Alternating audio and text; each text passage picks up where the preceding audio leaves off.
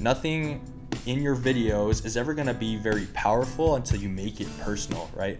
If you're really going to like put passion into your projects, then you really got to understand and know these projects. Like you really have to feel these projects, right? And so, why music is, a good outlet for you when it comes to creating those types of videos, or like why cooking might be for mine, is because like cooking is so deeply rooted into my soul. And so I feel like more inclined to just like produce high quality content while I'm creating, because of the idea that like it means a lot to me, right? And so it's like it makes editing easier, it makes shooting easier, it makes color grading easier, because you're just like, and time just like flies past you when you're doing that kind of stuff. Like you're totally free.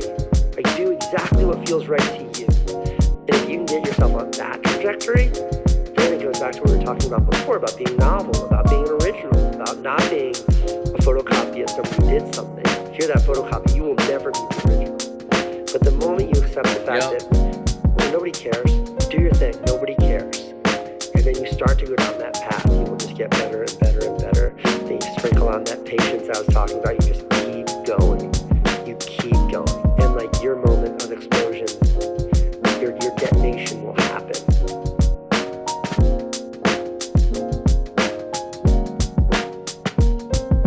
We got a sick creator, Lani, that is the founder of Hoku Social Growth. Hoku, just Hoku really, but Hoku. That's the Instagram tag that I have right now. So Yep, and we're here at iHub, where we actually met because your company has joined iHub, right. And excited to talk to you about your story, your journey as a creator. Get some knowledge bombs for all the creators out there watching. But sure. I'm curious, where did the name Hoku come from? So Hoku means light in Hawaiian. So I'm of Hawaiian and Samoan ethnicity. And honestly, I kind of just like threw it together one day just because I was getting my first clients and I needed to set up some type of invoicing. And so I was building out a website and I needed like a name for that. And so I was like, all right, Chat GPT, let's go. Let's duke it out. And so, I probably spent like an hour just trying to figure something out, but I kind of landed on Hoku, and it was just something that was like short, rolls off the tongue a little bit easier. And so that's what I went with and kind of have stuck with since. And so it just means light. It means like visual or eye. And so I kind of use that translation for like camera and like video production. Totally. How I got there. So it was When good. did you start it? So I actually started Hoku. I started Hoku in February of this year. I started doing video production about a year ago. And so before this, I was working as a marketing executive, like basically like a salesperson for a company out in Lehigh that was a video production company. And so I was working with them for like probably 5 or 6 months, and then kind of decided that like I wanted to take my own thing and kind of do my own thing. And I was more sales heavy when I was there, and so I kind of wanted to be more hands-on with the video production side. And so that's why I ultimately decided to leave and just kind of like freelance and do my own thing and start like the video production company. So it's been good ever since. It's been good. So what was that leap like for you when you left your job and went into like, did you have like a project that pulled you away from it, or were you like, I need to start this, and then you found the projects? Kind of. So I had been thinking about starting the project actually, or starting this company. And what's funny is I was talking to one of the videographers at that company at the time, and we were kind of like thinking about something, but I ended up finding a project, and that kind of ultimately was what like led me to like being like, okay, I'm going to like go out and try this. But before then I had like kind of come up with the notion back in like December that like I kind of wanted to do something like that. And I was just kind of putting pieces together, figuring out life, seeing how it was going up until I decided I was ready. And I honestly, the most important part was I chose to work at that video production company. They were a great company, but mostly to rub shoulders with the right people to like understand the video production industry, right? They were a successful business, $1 million figure company and all that kind of stuff. And so being able to rub shoulders with people that knew like both sides and to do kind of the marketing sales part, I think was super beneficial and helpful. And so that's kind of how I got pulled over was via a project, but like kind of understanding where it all came from, if that makes sense. Yeah. Did you do like video, photo stuff when you were younger at all? You know what's actually interesting is I didn't. So I actually landed on video production. I've always had this like urge to create, I guess. I've always felt like I've been pretty artistic growing up. But I was mostly like a sports heavy kid growing up, and so like anything that wasn't sports, like I basically wasn't doing. But I was going to school, and I kind of just was like, I was studying accounting at the time. I was working as a tax professional at a H&R Block, and That sounds fun. yeah. And so I like one day I just like came home from work, and I was like, I don't know if this is like what I want to do for the rest of my life. Like I don't know if I want to sit in a desk and like do taxes and accounting for the rest of my life. And so I like reevaluated my life and was like, okay, what's like a skill set that I could develop that's would like regardless of what career I choose, like everything will be fine. And I've always wanted to start a business, and so video production was what I kind of landed on, especially with the whole social media craze that's happening these days.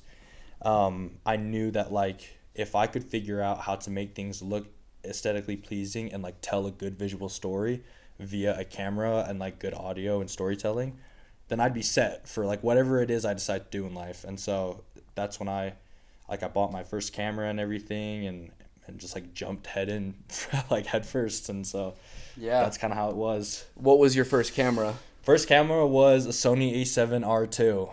Let's go. That's yeah. a great start. Yeah. So that's actually a crazy story. So when I was getting my first camera, I kind of had this budget of like how much I needed. Okay, and so I told myself like 2,500 was probably what I could go with to get like a used camera body, a lens or two, and like a tripod, like just very basic gear, right? Yep. And so like $2,500 is like kind of what I came across, budgeting, all that kind of stuff. And so I pitched this idea to my dad. I'm like, hey, Dad, like I have this idea, like I want to do this thing. What do you think about it? And he was like, my dad's an entrepreneur, and so he's like very business savvy, but he's like not willing to just like give me money just to give me money, right? And so obviously he was like, well, let's talk about terms. Let's talk about like a contract and something like that. And so he basically was like, well, I'll give you the $2,500, but like these are the terms and conditions. I want 200% back, so I want it back $5,000. I want it in a 12-month term, and there were like goals set for each quarter. And he basically was like, the goals I don't really care for. Is like, you can create the goals. The only like I guess term that I have for that is if you don't hit that goal, every goal you don't hit, I get 2.5% of your company for the rest of the lifetime. So like you really have to hit these goals. And so I was like, okay, sounds good. Like I'm down. And then I remember like calling him. I had found this Sony A7R2 on Facebook Marketplace. This guy was selling a Sony A7R2, a 24-70 millimeter Sigma art lens, a 50 millimeter Sony lens, 3 extra batteries, and a tripod for like $1,500. And so Boom. I know. And so I was like, dude, I'm gonna take this. Like that's like only half of the budget. Like now I can go drop money on like some other stuff, right? I need some lighting equipment, some audio, but I was like, I'd be set. And so I called my dad up and we're like talking about it, and he's like, yeah, actually, like I'm not giving you the money. Like I don't like think it's a good idea. I think it's a bad investment. I think you're not ready for this. I think you should like, do other things. I'm not giving you the money. And so I had that phone call on the way home from work, and I remember like getting home to my wife, and I like walk in and I'm like defeated, like just absolutely defeated. And I think that was the first time that my wife had like truly saw me like totally defeated, and I was like, you know what? Forget this like dumb like business video idea / dream, right? Like I'm gonna forget about it. I'm gonna go back to school. I'm gonna like study accounting, get my degree in 4 years, and like we're gonna live that life. And then my wife was like, no, like that's not what we're gonna do. And so she like stuck it out for me, and it was just crazy because we had just gotten married at the time, and so like we didn't have a ton of money, and we had like $500 total in our savings at the time. And we had set aside $600 because we just moved into an apartment and we needed to furnish the house, which $600 is not a ton to furnish a house, right? Like it's like, that's not a lot. And so that was like still like bare minimum, right? Yeah. And then we had like some money in our checkings. And so I just remember that I was like, what am I gonna do? Like, even if I don't give up on this, like, this deal is gonna leave. Like, how am I gonna put together $2,500 to like buy this equipment to get into this, right? And she was like, you know what? Let's pull everything in our savings. We won't furnish our house. That gives you $1,100. And she was like, we have a couple hundred in like our checkings. Like, we basically drained everything to like, we had like $100 left, I think, at the end of everything. And like, it still wasn't enough. Like, I had to like text the guy and be like, hey, I won't take it for $1,500, but will you do like $1,350? And the guy was like, sure. And so I got it for $1,350. Yeah. So I got it for $1,350. I met him like a day later, and then picked up all that stuff. And like, it's kind of crazy because like for creators who like are just starting, like if you've never picked up a camera before, that is like the most confusing thing to like try to do in your life. It's I like picked up the camera for the first time and just like did not understand anything, like had no knowledge of like basic camera features. Like I remember I was like trying to take pictures at night and I couldn't understand why like it was darker, because like my ISO was like too like it was like 15 or something like that, and like, or sorry, not my ISO, my f-stop.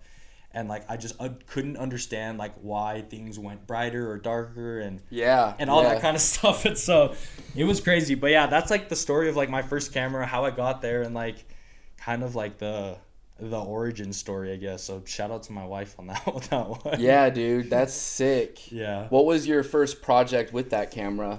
My first project with that camera, I'm trying to think. It was actually, so what's actually funny is I had left that company, that video production company, and one of the videographers there had called me and he's like, hey man, like there's this client that's like at this one place, and they need somebody to go shoot video. Well, they didn't need somebody, but like somebody they knew needed somebody, and so they referred, like that company. And then he's like, but I can't go. Like, I know you just left or whatever. Like, are you willing to like go take it or whatever? And I'm like, sure. And so it was for like Costa Vida headquarters, and I can't remember who else, like CRT, like some tech company, some sales tech company. And they were doing like this event where Liam O'Brien from the Utah hockey team was going to be there and like just like do some little event. And they were like, we just need footage for it. So can you come out and do it? And so, yeah, that was the first one I did. I did that with the 24-70 on. So run and gun type setup for sure. So how much did you get paid for that shoot? Not that much. I think it was like $400 or something like that. I think I was there for like an hour or two. I didn't have to edit anything. I just had to give them the footage back. Yeah. The guy like didn't have an editor or anything, so like it wasn't shot in any like log or all that stuff. Like I literally just shot stuff, uploaded it to Google Drive, and then like sent it back. And then I got Costa Vida that night. Like that's sick. Honestly, some free dinner. So that's a sick first project. Yeah, it's not bad. So that was the first project. What's your stance on free shoots? So I actually feel so I got stuck in free shoots for a little bit when I first started, because the thing is, when you start out as a creator, everybody wants to like, nobody cares about like if you like graduated or like bachelor's or whatever. They just want to see what your work looks like. Well, when you're first starting out, like you have no work, right? And so I feel like I got stuck a lot in free shoots at the beginning stages. And I think free shoots are good if like done strategically. Like if you're gonna do a free shoot, it should be like some form of lead magnet to like be able to say like, yeah, we're giving away this free shoot, but it's to like lead conversation, to like show people that like you can produce for them. I think that's very valuable. Yeah. I think when it gets rough is like when people are like, hey, come do this shoot. I can't really pay you any money, but like we'll see what happens afterwards, right? And then you spend all this time like doing this free shoot. And I think another thing is being able to communicate effectively what the deliverables are, right? Because if that's gray and then you give them this free shoot or whatever, and they're expecting the project to be done less than a week, right, of like 5-minute video for their landing page or something like that, heavily edited, like with multiple rounds of revisions, like that's just not like what you should sign up for. It should be like, yeah, I'll give you like a 30-second like social media promo post that takes you like less than an hour to shoot and like maybe an hour or two to edit, Yeah. how do you feel like your projects have changed from your most recent shoot you've done and your first shoot in terms of how you're setting expectations, how you're executing, your project timelines, and even I'm curious of like, do you work with pretty similar people and projects, or do you kind of bounce between different various opportunities? Like niches and stuff. So, good question. So, I feel like one of the things that I love about video is that like you just learn so much by doing and creating. And I think one of the things about video and like creating video is like if as long as you have the vision and like the willpower to like pull it off, you can do it, right? It's like you can figure out how to pull it off. Like I remember on my Sony A7R2, like I wanted to be able to shoot S-Log3, but Sony A7R2s don't shoot in S-Log3, it shoots in S-Log2. Yeah. But I wanted to learn how to color grade, and it was like I couldn't figure out how to color grade, and I actually like some of my first shoots I shot in log but didn't know how to expose it, and like took that footage back to editing and it looks trash. Like it looks so bad. Yeah. And it's so messed up. And so I think the biggest thing that I've learned from like the beginning to now is, and like how it's transformed, is preparation.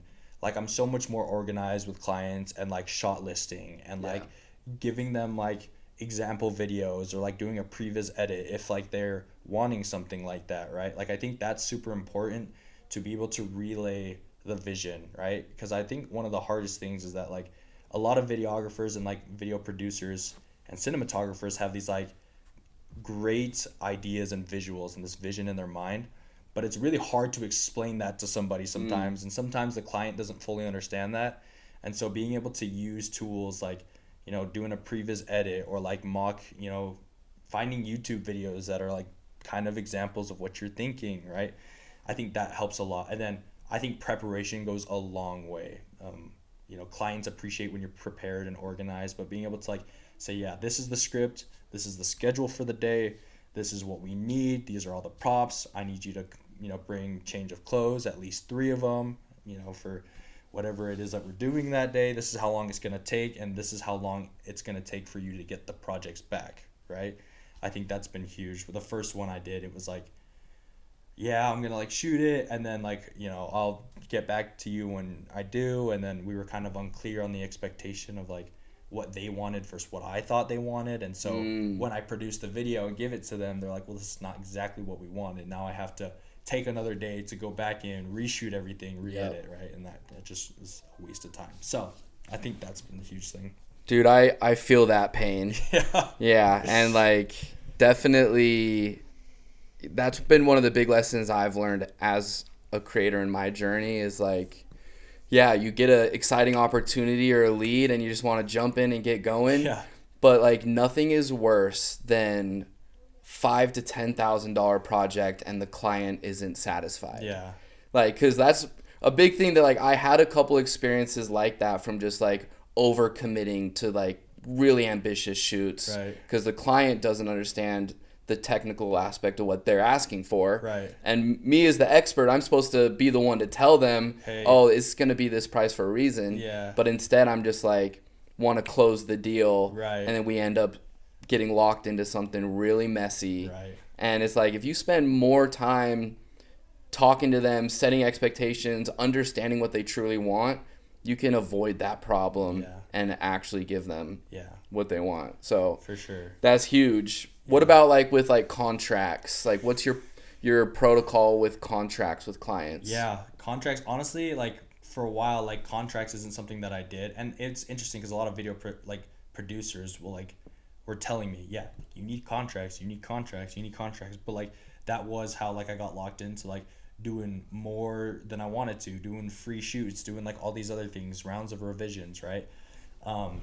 And I think that was the easiest way. And contracts, honestly, they're kind of hard because you really got to like hit everything, right? And not just for your sake, but also for their sake, right? Like yes, you want to be compensated properly in case something happens or, you know, they decide X, Y, and Z or whatever the case is. And you did your job to communicate effectively and they're just like kind of not being the greatest client. But at the same time, you want to look at the contract from their perspective and be like, hey, like, that doesn't really seem super fair if I tell them 0 rounds of revisions or whatever on this contract, but then don't make that clear to them in the, in the pitch sale or when I close them, right? Or, hey, you only get one round of revisions, but I never brought that up. And like, let's be honest, a lot of people aren't really reading the contracts anyways. They're just signing it because they need things to start happening moving forward. So I think that's been like a huge thing, is like after setting clear expectations, then putting that in like set in stone with like a contract and being like, hey, I need you to sign this so that it says like we're both covered on good bases, right? And let that be known to them. Yeah, it's one of those lessons that a lot of creators learn the hard way. Yeah. And it's not a fun lesson to learn that, that contract could have protected you. Mm-hmm. Like that contract is like a boundary and is like armor for you as a creator. Sure. Yeah. Because it's like that central source of truth that if something goes wrong, if there's questions, you can reference it and say, hey, we told you that the timeline for the first draft would be 2 weeks. Right. So don't hit me up a week later being like, where's the edit? Yeah. I communicated this. Right, for sure. But I'm curious, like, who are some of the filmmakers, creators, individuals that inspire you the most? Like that, whether that's like with your look or just with your approach to making videos, like who are some of your key influences? For sure. So one of the first ones was, and I actually got introduced to this by the video production company, was Full-Time Filmmaker, the course, right? So Full-Time Filmmaker, I loved Full-Time Filmmaker. Like, it was such a good course and very in-depth. And like, even to this day, I haven't done all of the Full-Time Filmmaker courses, which I thought I would have. Like, when I first got, I was like, dude, I'm gonna slam through all of these, right? There's so much there, and it's like, video is such a niche specific thing, and they have like so many people covering on so many different topics. And so like I really liked that. And so Parker Walbeck was a huge one that I really looked at for a long time, right? Just seeing everything. And it's now Landon, by the way, and his work is great too. Like, I love Landon's stuff as well. What's funny is one of the guys that's on there as well, Jake Weisler, was someone that I looked up to as well in terms of like their storytelling when it came to like visuals and audio. Like, I just loved, and like his like ability to prepare before shoots and all that kind of stuff. And so just his like ability to prepare for weddings, to be able to like understand the couple, and then to like think creatively outside of the box, like doing sound design with those wedding videos to make it stand out, like really feel cinematic. I loved that. And then recently I do a lot of corporate video and like social video and all that kind of stuff. And so recently it's been Mark Bone, which is so Mark Bone, he's dope. Yeah, he's super cool. So I've been watching a lot of his stuff, and like honestly I've been thinking about jumping into his course, AOD, Art of Documentary. And I actually landed on him because he's making a documentary for Chris Bumstead, C-Bum, the bodybuilder. And so I watched that. I remember, they only have the teaser out, and I watched that teaser, and I remember it was like life-changing for me, just because like the shots and how cinematic it was. And then watching the video where Mark Bone kind of dives into why that teaser is the way it is, how they leave it black and white, and how the music is softer and mellow because of like Chris's, like C-Bum's personality, and like all of the shots, and like why they chose the shots, and how they like timed it specifically for this reason, and all that kind of stuff. I just loved that. And so I like, a lot of his stuff inspires me, because one thing that I love about Mark Bone is like his professionalism and like his like passion towards like the industry of like cinematography and video production. Like, he loves being able to like create cinematic stuff, but more importantly to like tell a compelling story. I feel like that's what like draws me to video, is the idea of like being able to tell a story in a way that like can change a person's life. Like, to be able to watch something and like feel emotionally moved, to like do things, to like feel things, right? And so Mark Bone has been a huge one that I look at. And then director wise, like in the movie section, I love Christopher Nolan's like movies and his films. Yeah. Just the way he tells story and Yep. how he develops stories is just mind blowing to me. It's I love his and the his kinds stuff of stories he tells. so unreal. Yeah, Like, unreal is the just perfect word for crazy. And so I love Christopher Nolan stuff, and ever since getting into video, I've always been like a big movie guy, like never really been a huge show guy.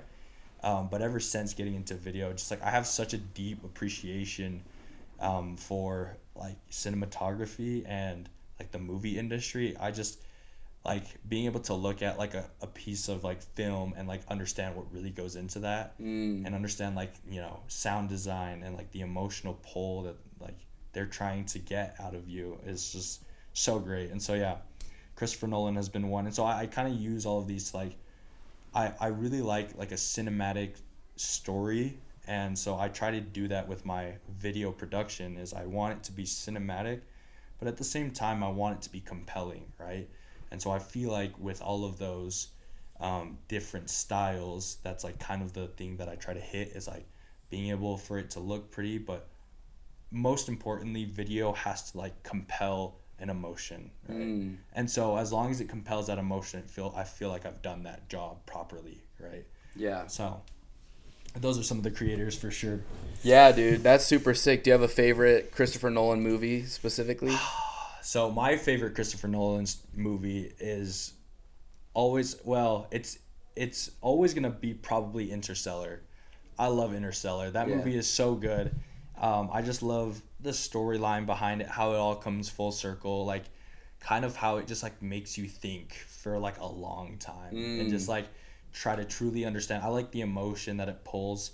And I don't know if I saw this on like a reel one time, but I have no idea if this is true, but the reel said that like Christopher Nolan had Hans Zimmer write the Interstellar theme, and after like getting that theme, he listened to it and then like basically like wrote the story from there after listening to the song and like feeling the emotion. And so that's sick. Yeah, so he basically was like, hey, look, like Hans, I need you to like this is the story that I want to tell for this movie. I need you to write a piece that like kind of portrays that. And then he wrote the piece, and then like Christopher Nolan just like locked himself in a room, like played it, and then just wrote. And I think that's just like, that is like what I feel like is like compelling about Interstellar, right? Like it just feels like the entire movie just like pulls you in, and I love that. And so that's definitely the favorite movie is Interstellar. I love that movie. Yeah. So. I love like with like filmmakers, like they treat their videos like it's art.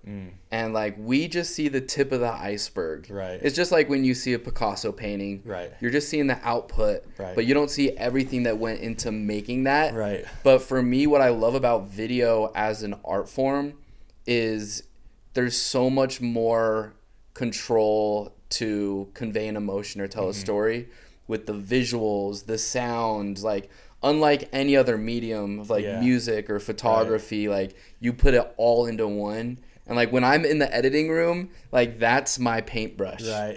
You know, when I'm awesome, chefing up and I'm cooking in there and I'm like doing creative cuts and creative edits, I'm like, I'm cooking up right now. Yeah. And like then when I post a video that I think a lot of non-filmmakers don't understand is that like I handcrafted this like a piece of art. Right. And like that dynamic as a creator does make it hard sometimes working with clients, right? Because they see it as a marketing tool. I need content that needs to get this result, drive results. Yeah. And like, how do you like balance? You know, like you do corporate video, social media stuff.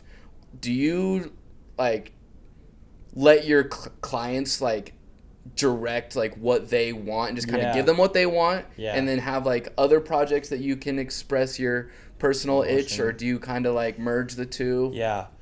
I have like a passion. I feel like every cinematographer feels this way, and like videographer, but I have a passion for like making the video look good, right? And so I always like intentionally try to do more and like try to like go above and beyond for that client, right?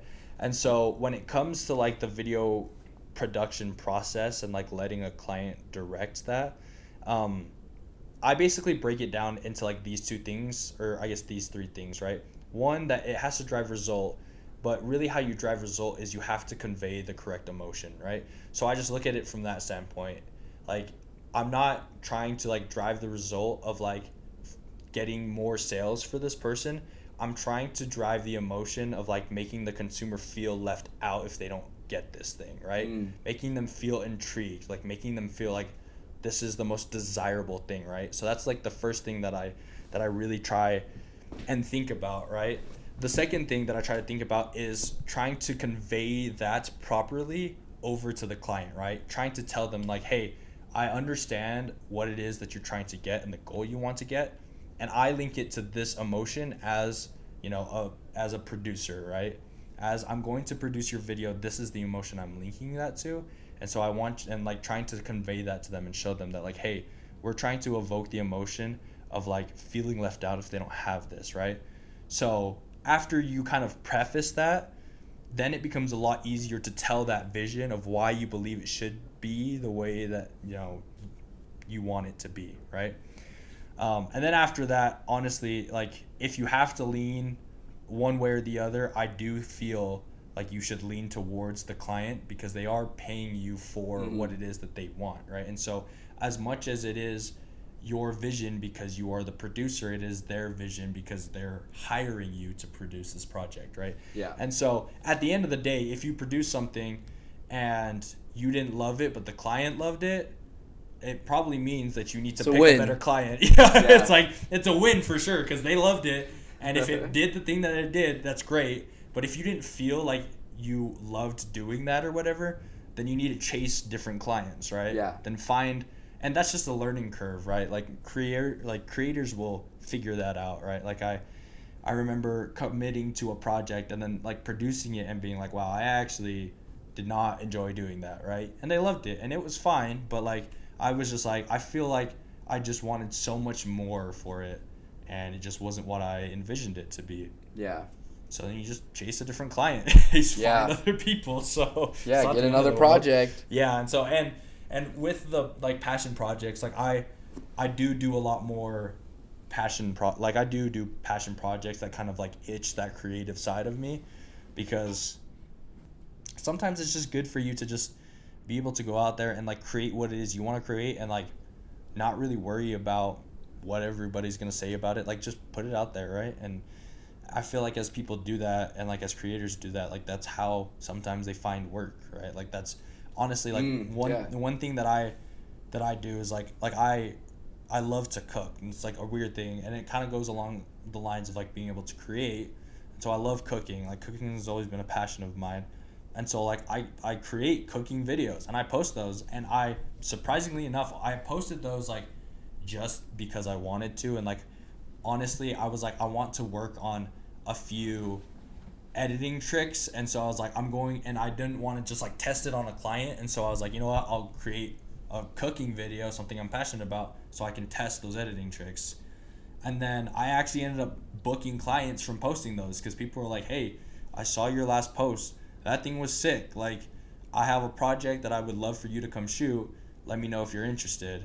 Or like somebody's like, hey, I'm looking for somebody who can make like more cinematic short form reels. You know, I have a client that like, you know, they produce content, but we want like more cinematic pieces, and I saw your reel and it looks great. I've seen your last couple, will you come out and do something? And so it's like, yeah, man. It's like for sure. So it works, you know, it's just like post until you just post, and I feel like just create until like you feel like you can't create anymore, you know? Dude, so I also feel like those projects that come from a place of passion just hit different. For sure. You know, like when I share like of some client work that I did versus, you know, a video from my YouTube channel that's like me talking about what I love. It's like that contributes to the emotion. And also, you know, like when I'm looking at a video and I'm trying to decide like if it's good or not, or even with movies, and I'm deciding if it's like good acting or bad acting. Right. A lot of it for me boils down to the believability of it. Of like, do I believe this person in their performance and in what they're saying? Yeah.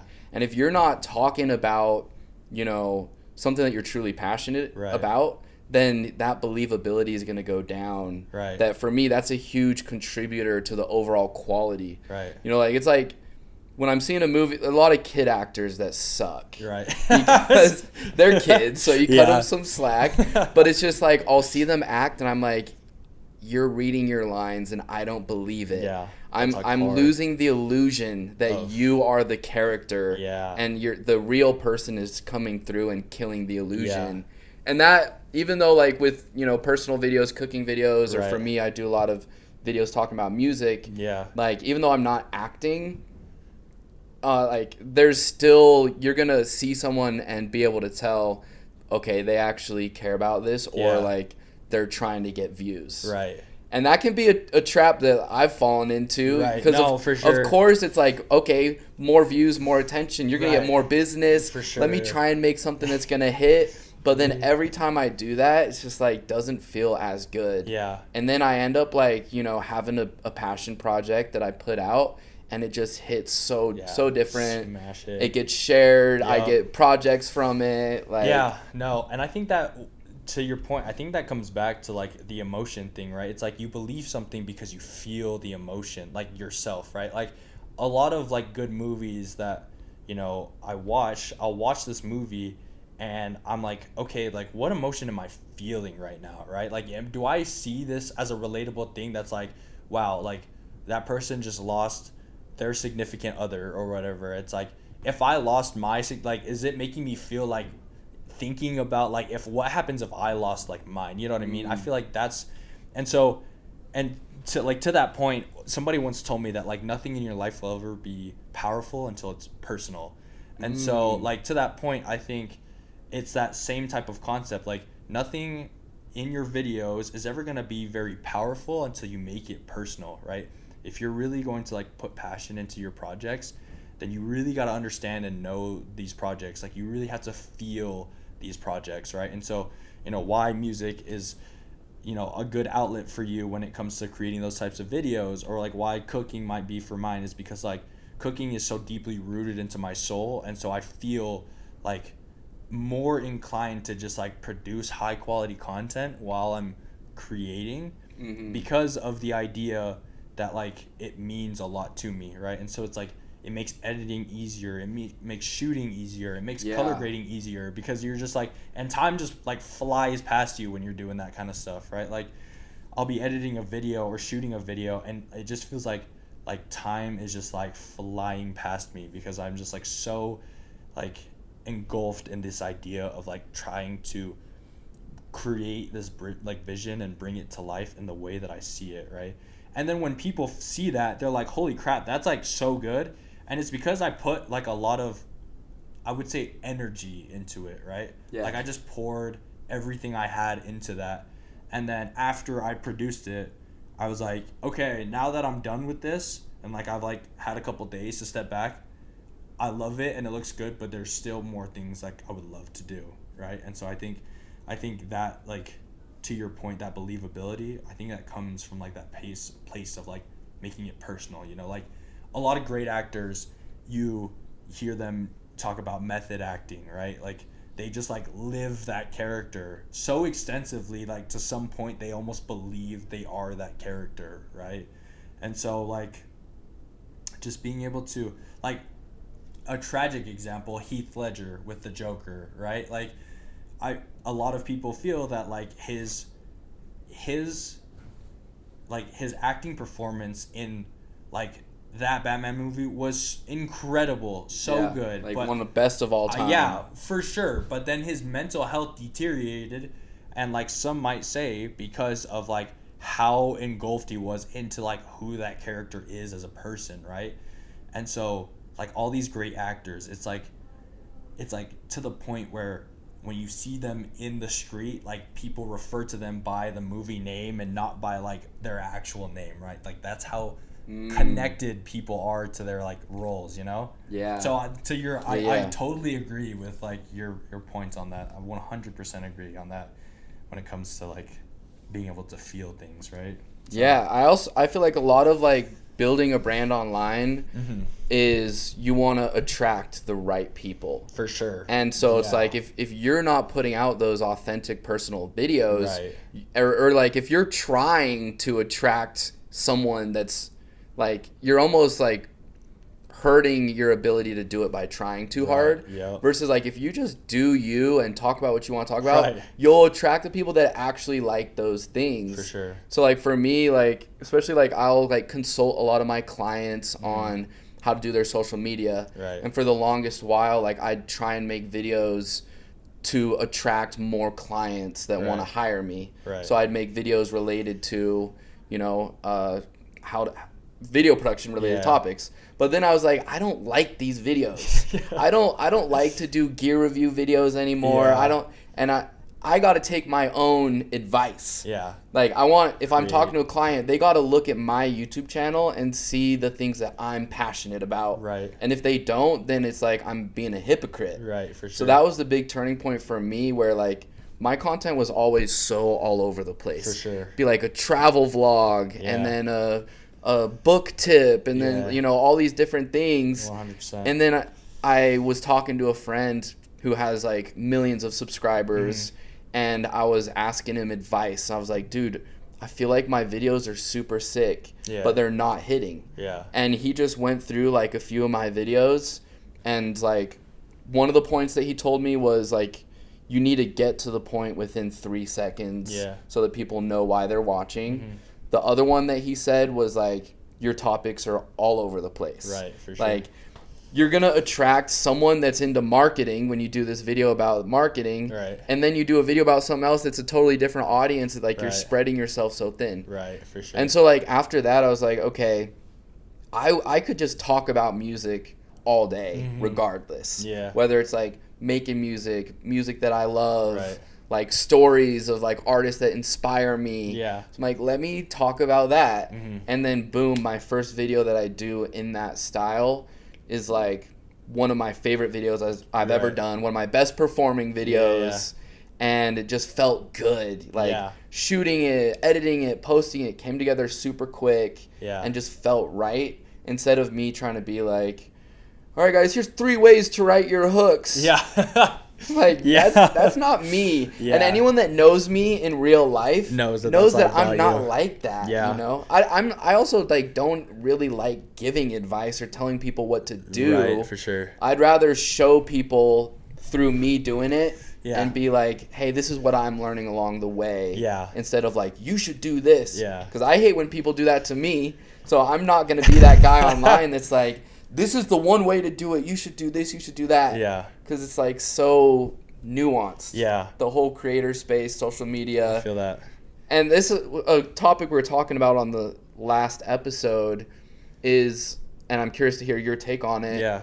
How do you define quality for your videos beyond just resolution? Yeah. Honestly, well, actually, one thing, I actually want to jump back to something that you just talked about. Yep. Like that like personal thing. I feel like one of the hardest internal struggles for video producers and like creators out there is the idea and concept that I want to make what I want to make, but then when you start making it, you feel bad for making it because you feel like your time should be spent making stuff that should attract clients, right? Yep. Or that should be able to generate money, right? And so everyone talks about like you need to be doing like activities that generate money in your everyday, business and life. And so I feel like that's been something that like I just kind of figured out, that was like, look, like I know that I need to be putting time to like generating income and like generating more money and all that kind of stuff.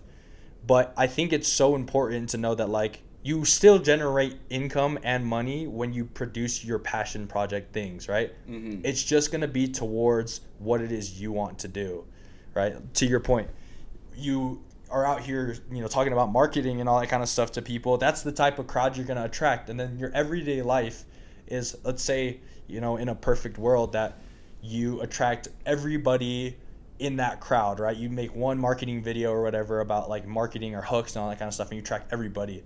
Now your life is consumed with working with those people. Is that what you want? right? Like thinking about that, being like, if I attract 15 new clients from the ideal target of this target audience for the video, am I gonna love my life after that, right? And it's like, if that answer is no, then make something else, right? It's like, then like, and it's not even make something else, but it's like attract different clients, then like bring in other clients from other types of projects. And so I like that you touched on that. I feel like that's like an internal struggle that a lot of people have. And then to jump to the quality thing, for me, like, I feel like in life, I just try to look at things that it's like everything is a lot simpler than we really think it is, right? Like, everyone makes things so complex, but like it feels like you can really break things down to simple, very basic building blocks.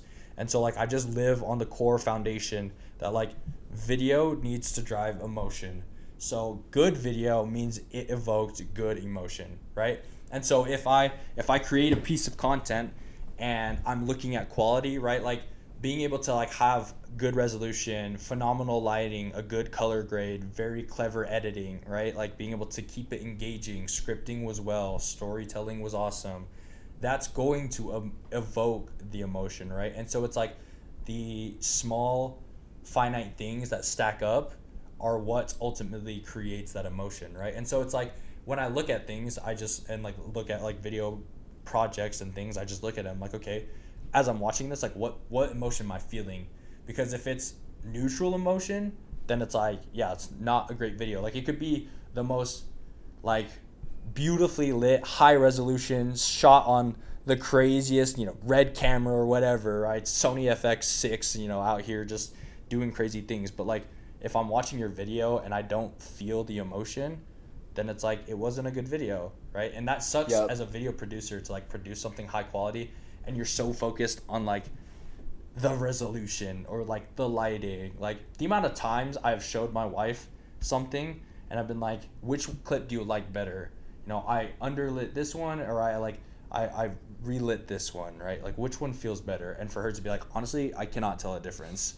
Like, that's the most frustrating thing. And I know all creators will relate to that. Like being able to show somebody something and they're like, yeah, I like didn't see any differences. Yeah. And then that really makes me think that it's like, yeah, that actually like doesn't matter, It's like, it's like you just need to like create good, compelling visuals and like storytelling things, right? Yeah. So I feel like that is also an inspiring message for the creators out there that don't have the gear, because you can strike people's emotions with just your phone. Mm-hmm. Like you don't need to have all the fanciest gear. But one thing that I try to inspire people to do and like advocate for is like, especially with this podcast and with everything I'm building with like Vidi Studio, is like to inspire creators to turn the camera on themselves. Yeah. Even like, we're both people that are normally behind the camera, but now we're talking on a podcast, and that's what this podcast is all about, is like turning the camera on the creators. And I'm curious, like, what has your experience been like with being on camera as someone that's normally behind camera? Yeah. And like, how do you like combat the fear or like the voice in your head, intrusive thoughts, especially like editing footage of yourself is a lot harder sometimes than editing footage of someone else, because the whole time I'm like, why did I say this? Why do I sound like this? Look like that? Why do I look like that? So for you, like, what's your journey been like turning the camera? Yeah. I guess like it's still a journey that you're on, and like same with me, like I like the majority of my career was behind camera, and then only within the past like year or so I was like, okay, I really should build my own personal brand, Yeah. So with that, my wife basically, she has like been trying to get me to like post stuff for like over a year. And I just posted something like back in like March, I think. And it's been this thing where I'm like, yeah, I know, like I need to post. Like I gotta like create something and like put my like self out there. And honestly, it's like, it's crazy to think about, like those voices, they're like so real. It's like you go to like even think about creating a like piece of like content, and like suddenly I'm thinking about like these people that like used to be in my life, like when I was in like freaking junior high or something like that, or like high school. And it's like, what are they gonna think? Or it's like other people that like I'm thinking about, and every time I like, it was so weird. It's like I would go to create a piece of content, and then like I would think about like all of these like people that like I grew up with, and just being like, well, what are they gonna think? You know, what are they gonna think about me and all that kind of stuff. And then I would like really get looped into that trap. And it was like, then like one day I was just like, you know what? I bet you these people haven't even thought of me for like 7 to like 10 years. Like it's like, they're like thinking not of themselves. Even on their mind. Yeah, and it's like they haven't even thought of me, and like I'm over here like letting this hold me back from potentially like doing something great over like some stupid thing that's like make believe in my mind, right? And so one thing that I think was even harder was that like even after turning the camera on me, trying to like, because everyone's like, all you got to do is like shoot it, right? And it's like, no, because after you shoot it and you're looking at it in post, you're like, this is a garbage video, I am not uploading this. And it's like, because you're a content creator, like, and I say that as in like a person who creates content, right? As you are creating this like these pieces of content, because you're like a video producer, videographer, cinematographer, you are so nitpicky about things, right? And so you notice like the small things. Yeah. And then it's like nobody actually cares about the small things, right? It's like it doesn't really matter that much. And so one thing that I've like tried to like drill in my head is progress over perfection, right? I remember seeing this thing pop up on my Instagram feed that was like a perfectionist like accomplishment list, and it was just blank. Like there was nothing there. And I felt like I had connected with that, because I was like, I've been for a whole year wanting to do this thing, but I didn't feel like I was qualified enough to do it because I didn't have the right gear, and like I wasn't shooting an S-Log3 and color grading it, and like I didn't have, you know, freaking Final Cut Pro or whatever. And so I was like, I can't produce this high quality content. I'm not worthy to do that, right? And then the moment I have all the gear and I start shooting it, I'm like, it's not good enough. Like me as a cinematographer, I should, you know, as a video producer, I should be way better at this. And so like I feel like it's like understanding that like, look, you just gotta post, right? Because like I was like I just recently started posting these like cooking videos, and I've only gotten like 3 uploaded in like 2 weeks, and I'm already on the 3rd one, and I'm like, that one looks phenomenally better than the first one. But I thought the first one, when I had originally made it, I was like, you know what, like it's not as good as I want it to be, but it's good enough, right? Throw it out there. And this 3rd one, I'm like, wow, that's like way better. And it's only been like 2 weeks, right? But it's like the more consistently you do something, it just like, it really unlocks your ability to like be better at it, right? And so like one of the things that Alex Hormozy, if you know Alex Hormozy, shout out to him. One of the things that he said that like his like 3 laws that he lived by was, or that he like, if he could leave 3 things to the world that like I really took to heart, was the first one was find what you want to do, like find what you love and just like do it. And then the second one was do so much volume of that thing it would be unreasonable for you to suck at it. And then the 3rd one was disregard the opinions of others. And it was like, if you lived by those 3 laws, like life would in and of itself be perfect, you know? If you loved this one thing and just did so much of it, you were just the best at it, and then just did not care what everybody else thought, like mentally speaking, your life would free up so much more for creators out there, right? It would just be so much easier. So that's something that like I really take to heart when it comes to thinking about that kind of stuff. Dude, that's fire. And yeah, I think it's so, like, for me, I gotta just like disregard my thoughts of what other people are thinking completely. Because to what you were saying, it's like, I'm not gonna let that hold me back from my dream life. Right. And like, once you realize that, like, wait, I'm letting my thoughts of freaking Susie from high school hold me back from doing this? Nah, man, screw that. I'm gonna do it.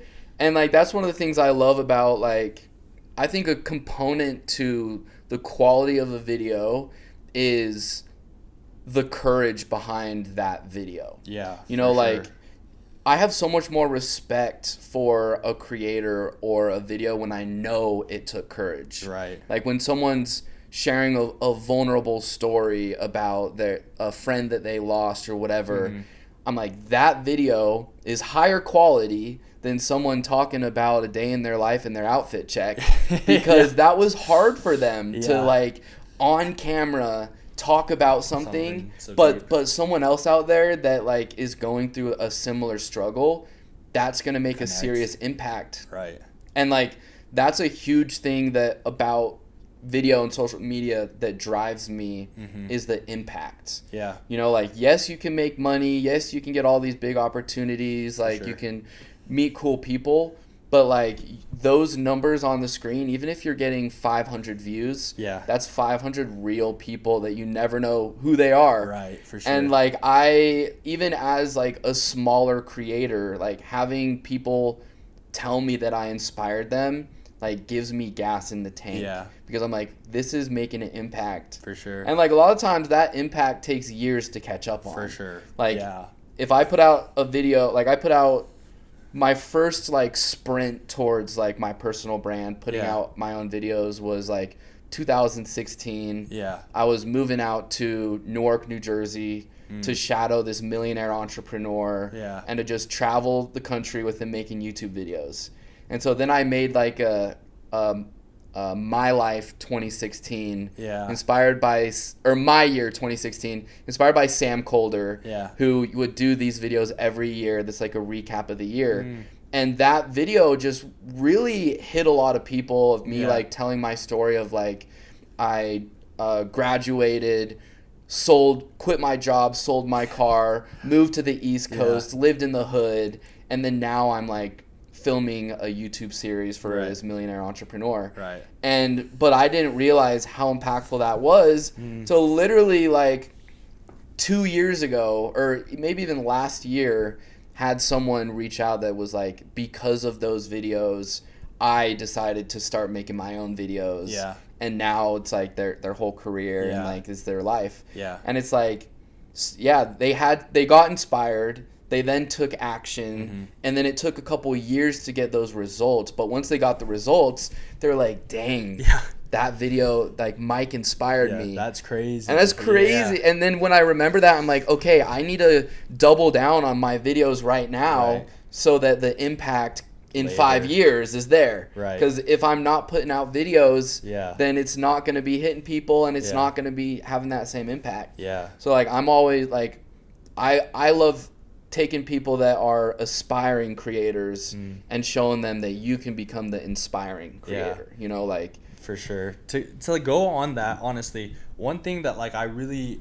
feel like I've like looked at in life, and that like I've kind of learned, and that has pushed me to do stuff like that, is like being able to think about, like, almost in a way to like not be selfish about your decisions, right? Because it's like, when you frame, it's like all about framing, right? So it's like, if you frame the question of like, okay, I don't want to do this because I feel like I'm gonna look stupid, okay, then it's like, okay, well, what happens if I don't do this, right? What happens if I don't tell my story? Or even if it's like more basic things, right? What happens if I, don't do X, Y, or Z today? If I don't do that, like, I like to think about like, who does that affect, right? And so it's like, to your point on that, right? It's like, let's say, hypothetically speaking, that Mike in 2016 does not upload that video. Who doesn't see that and like doesn't have their life like change in that way because you decided that like you didn't want to like put that out there, right? And like you were almost feeling like you in a way were selfish because you were like too insecure about things when nobody actually really cares anyways, and that you're just like getting in your head about it. And it's like, who else is affected because you didn't decide to make that decision?